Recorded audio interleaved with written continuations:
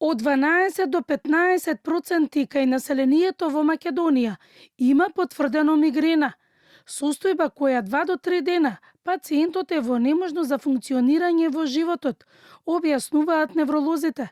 На денешниот ден посветен на мигрената под мотото "Мигрената е повеќе од главоболка", докторите објаснија дека луѓето во консултација со својот матичен доктор треба да заминат на невролог. Човекот кој има мигренозен напад не е способен ниту да работи тој ден, не е способен за никакви активности, обично лежи во затемната просторија, сметаат звуци, светлина, гадење, повраќање, вртоглавица и ред симптоми. Значи, краде денови од животот на луѓето.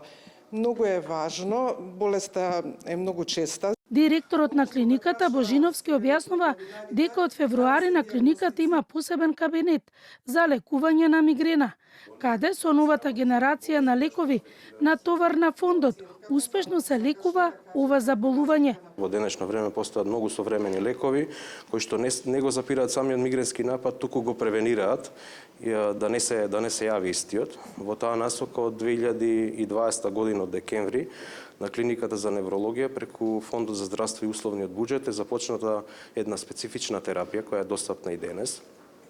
Од декември 2020 до денес се ставени вкупно 117 пациенти на таква терапија.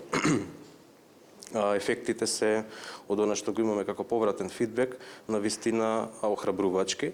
Невролозите потенцираат дека голем дел од граѓаните не доаѓаат на лекар и се лекуваат со седење во темна и мирна просторија со обични аналгетици, кои не им помагаат, а состојбата се повторува.